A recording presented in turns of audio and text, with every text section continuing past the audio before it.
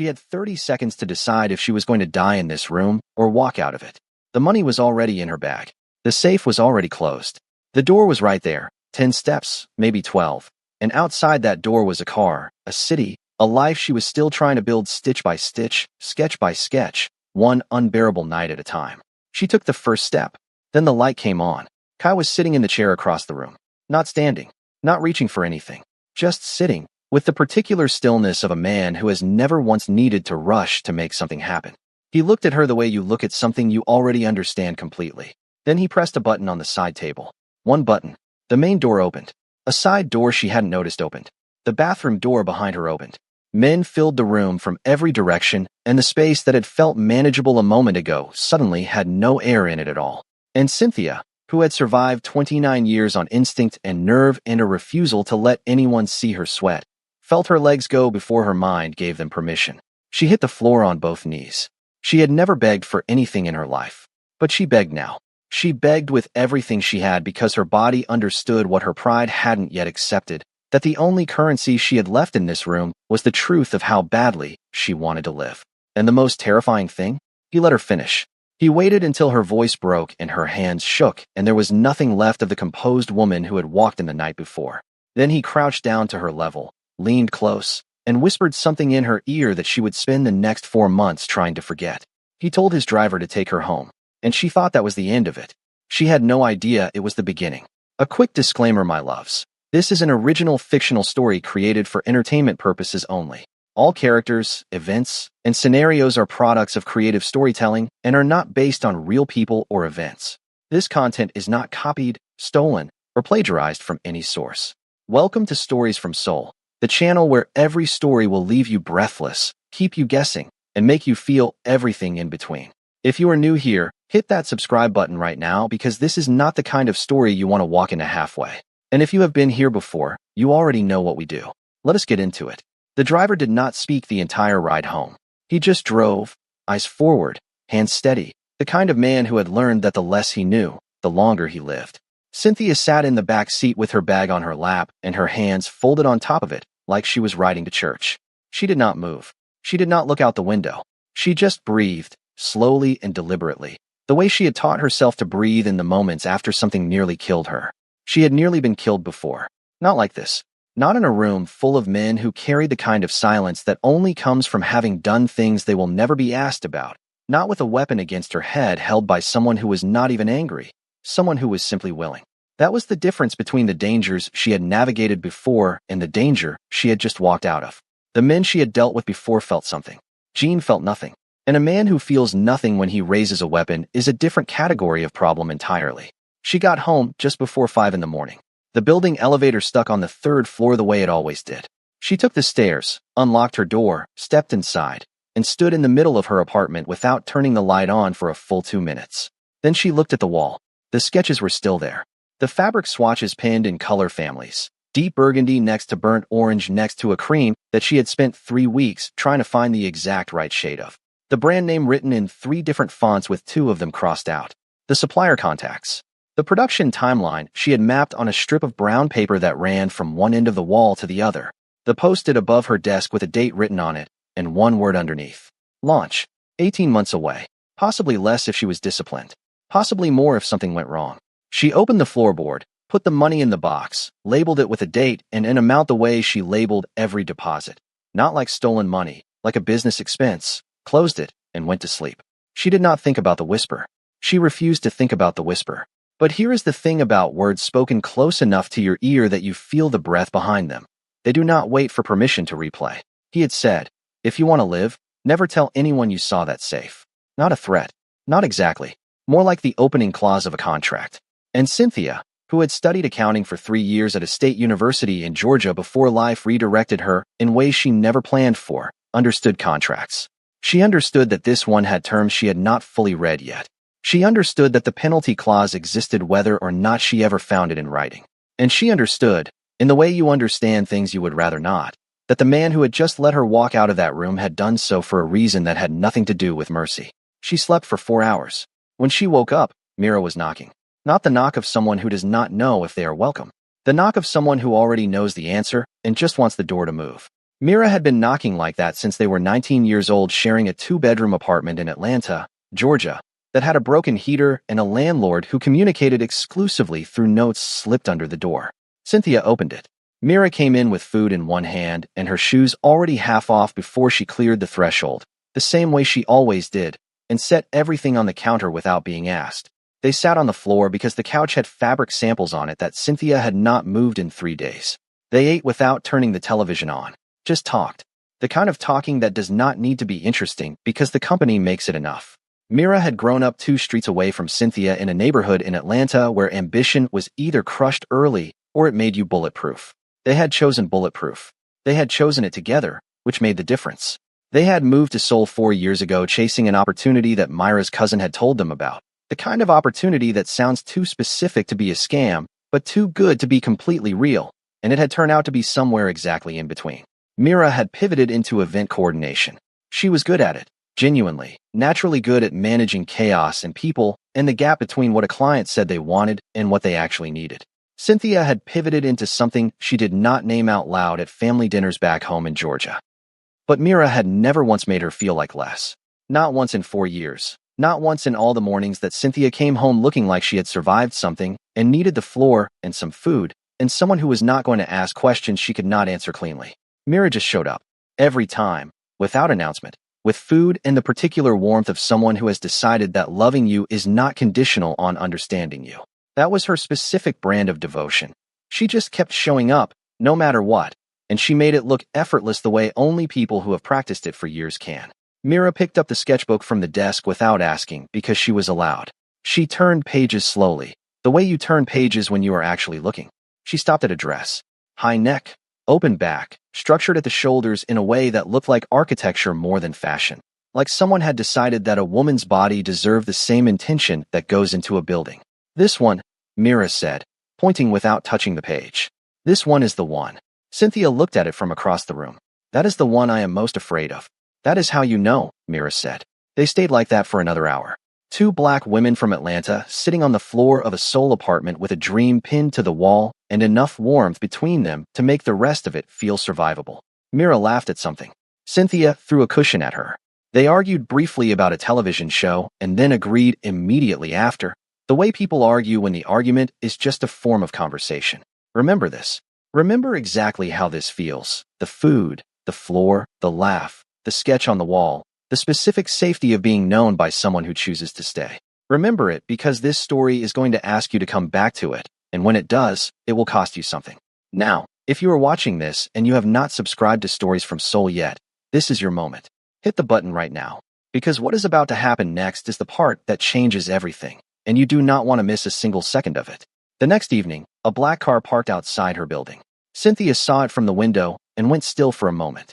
Then she crossed the room and opened the door before he could knock, because she was not going to give him the satisfaction of catching her off guard twice in 2 days. Kai stood in her doorway in different clothes, no entourage, no visible security. He looked like a man who had made a decision and was not particularly interested in negotiating it. She looked at him for a long second. "I do not fall in love," she said. "We will have a nice time and you will pay me. That is the deal." He agreed without blinking. She let him in, and she told herself, firmly and clearly, and with the conviction of someone who has repeated a thing enough times to start believing it, that this was a business decision. She had a rule. She never saw the same client twice. It was the most important rule she had ever made for herself, the one that kept the line between her 2 lives clean and visible and uncrossable. 1 night per person. That was the architecture. That was what kept everything standing. She had just broken it. And the way she closed the door behind him, slowly, carefully, like she was trying not to disturb something she could not see, that was not the movement of a woman making a business decision. But she would not admit that for a very long time. Here is something you need to know that Cynthia does not know yet, and this changes everything that comes after it. The morning after the theft, before Cynthia had even gotten home, before she had even reached her building, Jean had made 3 phone calls. By the time she was asleep in her apartment, someone had already located her real name. Not the name she worked under. Her real name. The name on her Georgia driver's license. The name her mother used when she called from Atlanta on Sunday evenings. Her full history. The university. The degree she was 3 credits short of finishing. The fashion business registration she had filed quietly 6 months ago through a small agency in Itaewon. The supplier in Busan she had emailed twice from a personal account. The factory space she had toured alone on a Tuesday afternoon, wearing sunglasses, thinking nobody was watching. Jean had a complete file on her before she finished her first cup of coffee. He said nothing to Kai. He never said anything to Kai before he was ready. That was the thing about Jean that most people understood too late, always too late. He was not reactive. He did not respond to situations. He built them. He was a man who planted things in soil that no one else was watching and then waited, with absolute patience, for the right season to arrive. He had been doing this his entire life. He was extraordinarily good at it. He kept the file. He updated it. He added to it every week. And he waited. Weeks passed. Kai kept coming back. Not loudly. There were no grand gestures, no behavior designed to impress or overwhelm. He moved through her life the way water moves through stone, not by force but by persistence, finding the available space and filling it so gradually that you only notice what has changed when you look at where you started. He was quieter than she had expected, more patient than she thought a man like him would be. He would sit at her desk sometimes while she worked on sketches and say nothing for an hour, which should have felt like an intrusion but somehow landed closer to something she did not have a word for. A presence that did not demand anything from the room it was in. She kept her wall up. She kept the transaction visible and formal because as long as it was a transaction, she was in control of it. She charged him. She kept records. She maintained the language of business around everything they did because business had rules and rules had edges, and edges meant she knew exactly where she was standing at any given moment. But walls require energy to maintain. Sustained, daily, deliberate energy. And he seemed to understand this without being told. Seemed to know, with some instinct that she resented and could not dismiss, that the longer he simply stayed without demanding anything from the wall, the more expensive it became for her to keep it standing. Then one evening, he brought a document to her apartment. A financial record, he said. Something his accountant had flagged, but could not fully explain. He mentioned her accounting background casually, the way you mention something you have known for a while, but are choosing, right now, to finally use. And she understood in that moment that he had known about her education for some time. She could have called that out. She chose not to. She looked at the document. Then she looked at it again. There was a shell company buried in the third attachment. It was structured to look like a standard operational account, the kind that processes vendor payments in small consistent amounts and draws no attention from anyone who is only looking at the surface. But the routing pattern was wrong in a way that was almost elegant. Almost, meaning someone had built it carefully, but not carefully enough for someone who knew what careful looks like from the inside. Over 18 months, at the rate it was currently moving, it would drain a significant amount from his primary holdings in a way that would register as ordinary business loss on every report anyone would ever read. She sat with it. She could close the laptop. She could say she had not found anything. Let him leave. Let whatever was building inside that document continue building. That would have been the safer choice. The cleaner choice. The choice that kept her at a distance from his world and his money and the complicated feeling of being trusted by someone she had no business being trusted by. Instead, she turned the screen toward him and showed him exactly what she had found. She walked him through it line by line. No drama, no performance, just numbers, what they meant, what the pattern indicated, what would have happened in 14 months if nobody had looked closely enough.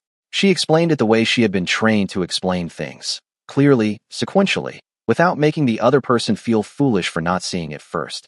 Kai looked at the screen for a long time. Then he looked at her. He had an entire accounting team.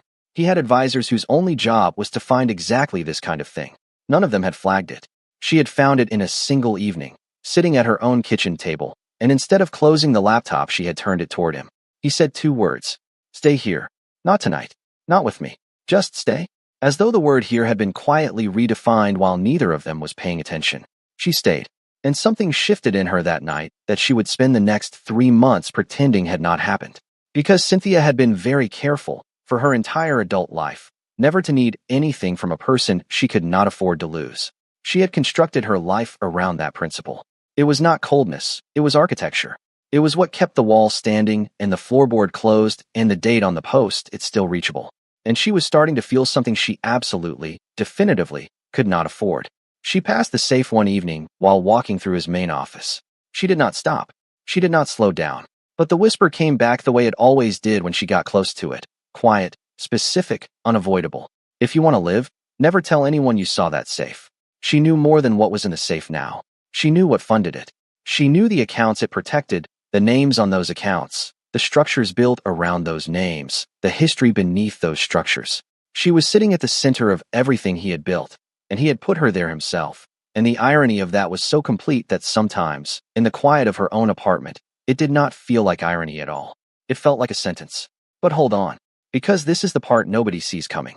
2 weeks after the evening with the financial document, the agency sent Cynthia a new assignment. His name was Kaloru.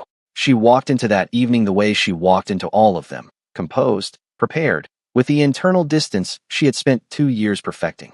Kaloru was Korean, broad-shouldered, the kind of man who occupied a room differently than other men, not through movement or noise, but through a quality of stillness that communicated that everything in the room had already been assessed and categorized. He drank slowly. He watched everything. Watchful men, Cynthia had learned, required different management than loud ones. Loud men gave you information constantly, without meaning to. Watchful men gave you nothing until they decided to give you everything at once. The evening moved the way these evenings moved. Then his phone lit up on the table. She saw the photo on the screen from where she was sitting. It was Kai. Her body responded before her mind could intervene. Her hand moved toward the phone the way a hand moves towards something familiar, something that belongs in your orbit, without a conscious instruction being issued. Kaloru's hand connected with the side of her face. Not frantic, flat, measured. The way you correct something that has gotten too close to something it should not touch. You do not go through my private phone. Cynthia's jaw tightened. She pulled everything back into place the way she always did. Quickly, completely, without letting the reorganization show on her face, and looked at him with the most level expression she owned. He looked familiar. I apologize. Please pay me so I can leave. Kaloru refilled his glass. He was not angry. He was something that Cynthia recognized as significantly more dangerous than anger. He was interested. Where do you know him from? She gave him the shortest, flattest version she could construct. He listened without interrupting, without his expression shifting, without giving her any information about what he was doing with what she was telling him. When she finished, he was quiet for long enough that she considered standing up and ending the evening herself. Then he said, "Sit back down." He reached for something beside him and placed it on the table. A folder. Cynthia looked at it. Then she opened it because there was no version of this moment in which not opening it made things better. Her real name. Not the name she worked under. Her real name. The one on her Georgia driver's license. The one her mother wrote on birthday cards in her looping handwriting. Her fashion business plan, printed out, annotated in someone else's handwriting in red pen, with notes in the margins that indicated someone had read it carefully enough to have opinions about it. The factory space in Busan, the address, the date she had toured it, the name of the contact she had spoken to, the supplier, the dates of her emails, sent from a personal account she had told no one about, the name of an investor she had met for coffee once, at a place she had chosen that morning on a complete impulse, 6 weeks ago. He had known before she walked in the door. He had known, possibly, before the agency had ever sent her his name. Cynthia closed the folder. Her face did not move. I am not asking you to become someone else, Kaloru said. Keep doing exactly what you were doing. Get closer. Tell me what he tells you. What you see. What you hear. What moves through those accounts. No, she said. She left. She got home and sat in the dark for a long time. The sketchbook was on the desk. The post-it was above it. The date on it had not changed. Launch. The dream she had been funding one impossible evening at a time. The thing she had moved to a city on the other side of the world to protect, was sitting in a folder on a table in a room she had just walked out of. He had all of it. Every thread of it. And he had not offered it as a gift. He had laid it on the table the way you lay down a hand of cards, not to show off, but to show you that the game is already over and has been for longer than you realized. She did not sleep that night, or the night after. 3 days later, she went back to Kaloru. She told herself it was strategic. She told herself she was managing the timeline, buying space, gathering information she could use to find a way out. She told herself a number of things that were adjacent to the truth without touching it directly. The truth was simpler and worse. He had her business in that folder and he knew it, and the version of her future that still included launch required her to walk back through that door. And just like that, without a plan and without a net, Cynthia was operating inside 2 worlds simultaneously. 2 men, 2 sets of demands, 2 versions of herself, and the one at the center of both of them had no idea. If you are still watching, drop a soul in the comments right now. I want to see who is here with me because this story is about to turn in a direction that is going to make your jaw drop. Make sure you have subscribed because we are not even close to the halfway mark and it only gets more intense from here. Getting close to Kai after that was both easier and harder than it should have been.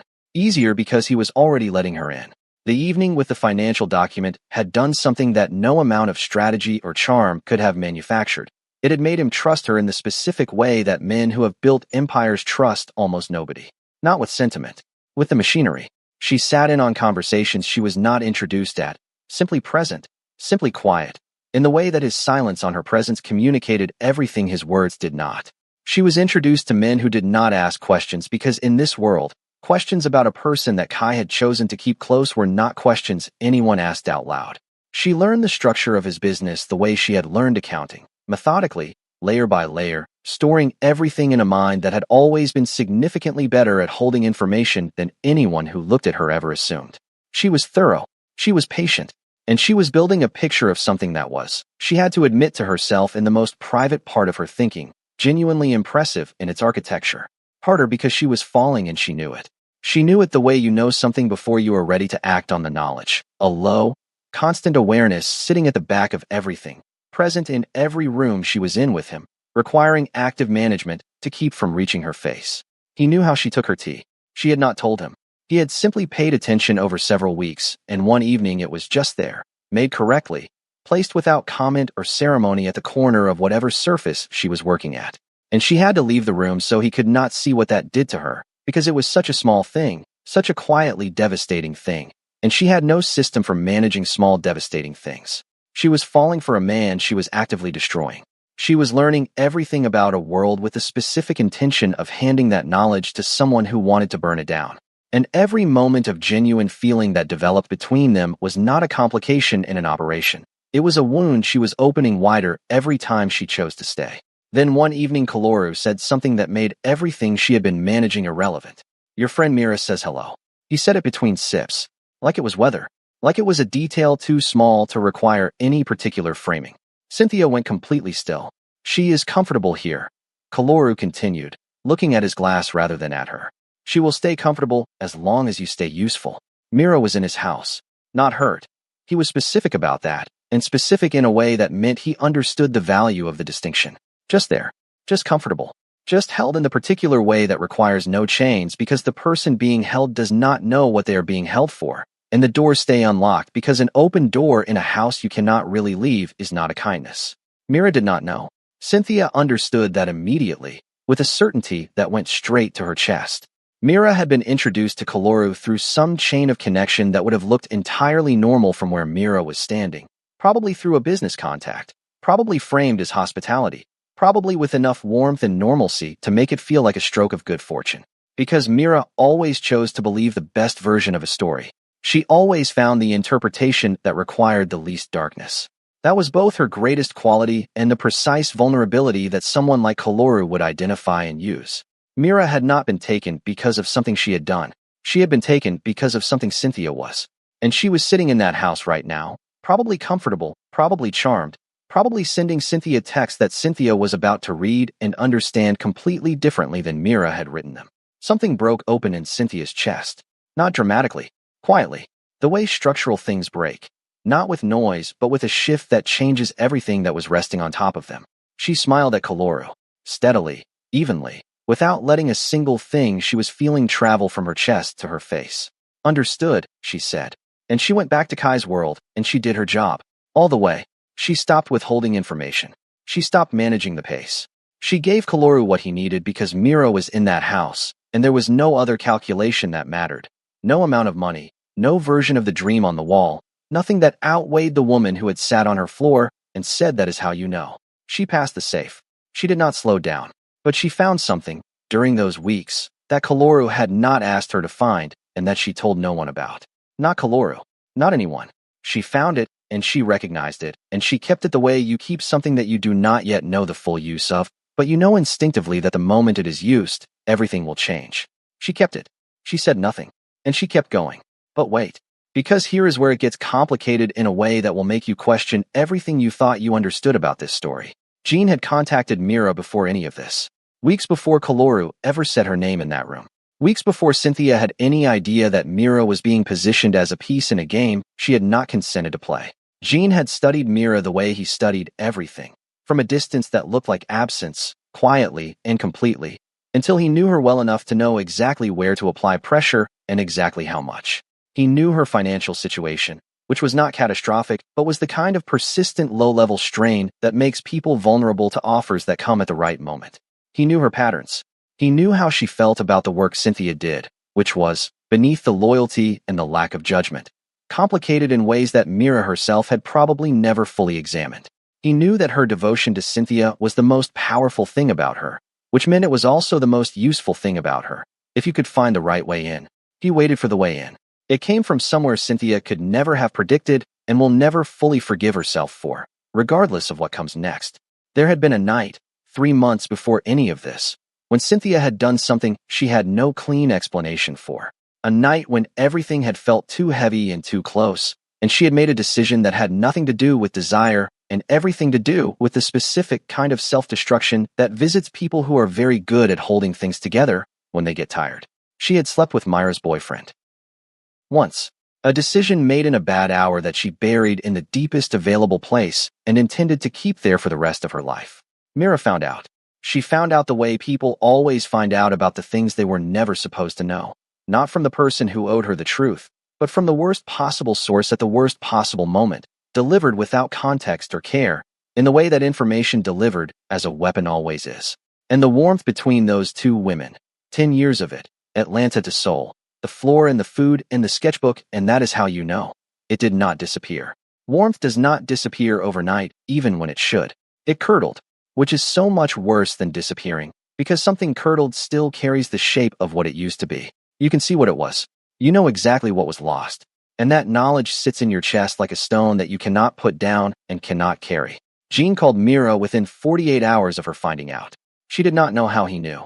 She would wonder about it later, in the months after, when she understood more of what had happened and what she had been used for. He was warm on the phone, patient. He listened to her for a long time before he said anything. He framed what he was asking her to do as justice, as Cynthia finally facing the consequences of choices she had made freely, as Mira finally having something of her own in a dynamic that had always cost her more than it cost Cynthia. He made it feel righteous. He made her feel, for the first time in weeks, like she was the one with power. He was offering her money and a direction for her grief and a story in which she was not a person being manipulated, but a person finally making a choice. She gave him everything. Cynthia's real role in Kaloru's operation, the timeline, every detail she had, and several she had assembled from the things Cynthia had let slip across months of carrying too many things alone. She handed it all over, and she told herself it was what Cynthia deserved. She told herself that every day. She needed to. But Jean had not called Mira to get her justice. He had called Mira because he needed a specific door opened at a specific moment, and she was the only key that fit. He had watched the friendship for months, had identified the exact fracture point, had waited for circumstances to create it, and then had walked through it with a precision that was almost surgical. He had weaponized her love. He had taken the best thing about her, her loyalty, her devotion, the 10 years of showing up, and he had turned it into the instrument of the destruction of the person she loved most. He saved his brother. He dismantled Kaloru's operation using what Mira provided, and Kaloru died in the fire of the resulting chaos. Not executed cleanly, just caught in a situation that had too many moving parts and too many interests colliding at once.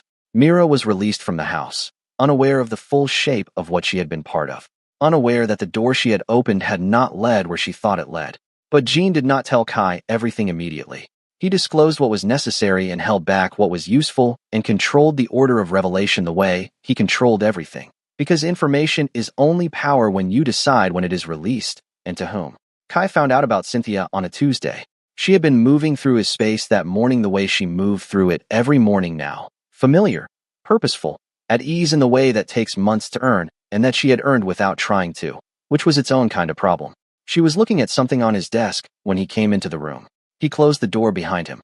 She knew immediately, not from his face, which was the same as it always was, still, controlled, giving nothing away for free. She knew from the specific quality of the silence that followed him into the room.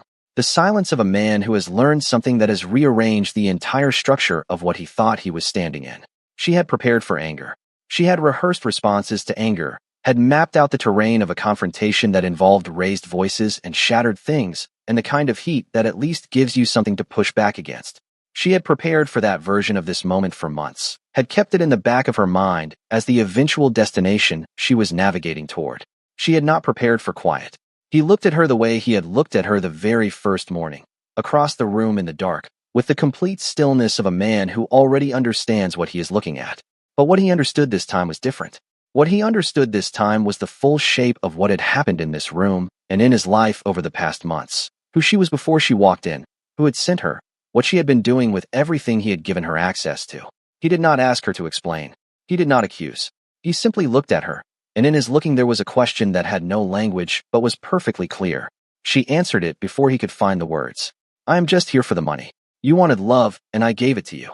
She said it clearly. She said it the way you say something you have decided you are going to say regardless of what it does. Because the alternative, the truth, the full truth, the version in which she admitted what she had been feeling and what she had protected and what it had cost her to walk this line for this long, that version would not get her out of this room intact. And Mira, she believed at that moment, was still somewhere that required Cynthia to be intact. So she said it, and she watched what it did to his face. He did not flinch. He did not raise his voice. He did not do any of the things she had prepared responses for. He just absorbed it, quietly and completely, the way he absorbed everything. And something in his expression shifted in a way that was so contained, so interior, that if she had not been studying his face for months, she would have missed it entirely. She did not miss it, and she knew, in the same breath as the words left her mouth, that she had been lying for a very long time. Not to him, to herself, for months, with extraordinary discipline and not a single moment of genuine success.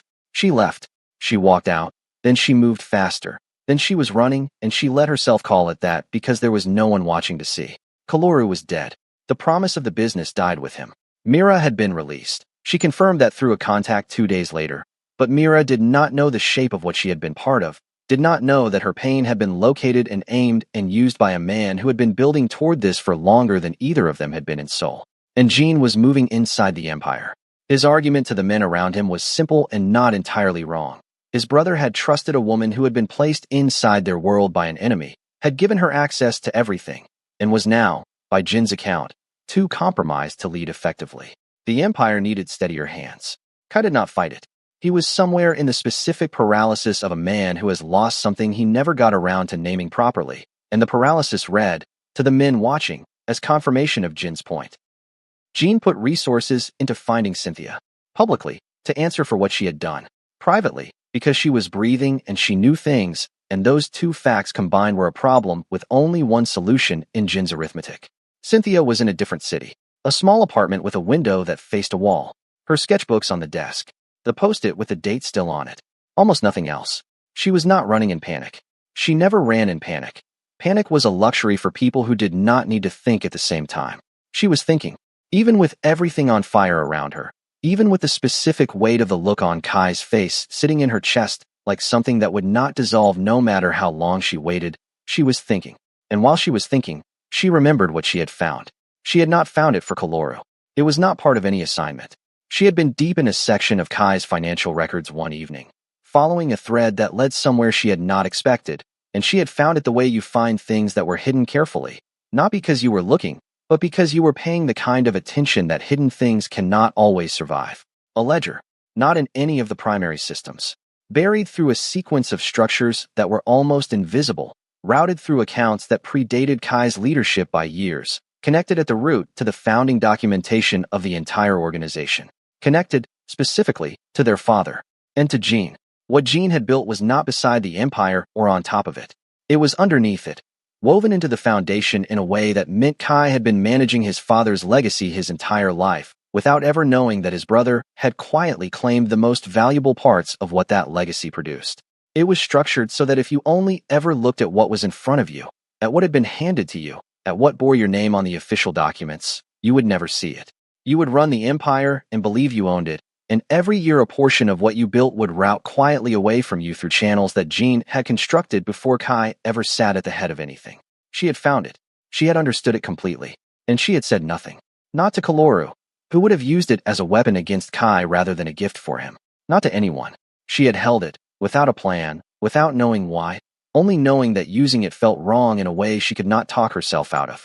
She sat in the dark of that small apartment with the sketchbooks open in front of her and the date on the post-it unchanged, and she made a decision that was either very smart or very dangerous or, most likely, both of those things at once. She picked up a phone that could not be traced back to her. She typed, Kai's phone lit up on the table beside him. Unknown number. He read the message once, then again, then a third time, slowly, the way you read something that is reorganizing everything you thought you understood about the last several months.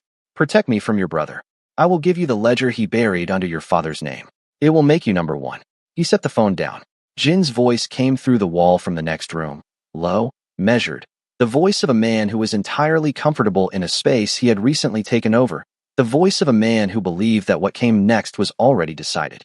Kai thought about the shell company she had found and told him about when she could have said nothing. He thought about the way she had shown him the numbers without drama, without using them for anything, without asking for anything in return. He thought about the fact that she had found this, whatever this ledger was, while she was inside everything, while she had every reason and every opportunity to use it against him, and she had not. She had held it. And now, from a city he did not know, running from his brother's resources, she was offering it to him.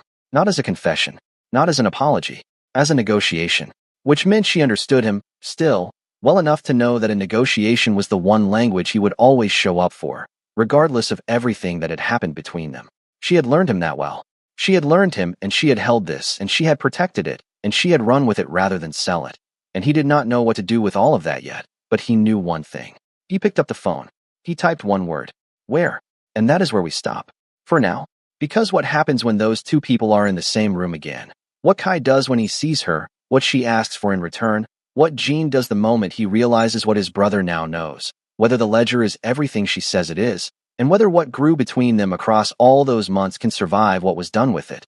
That is a story that deserves its own chapter entirely, and we are going to tell it. But that is part 2.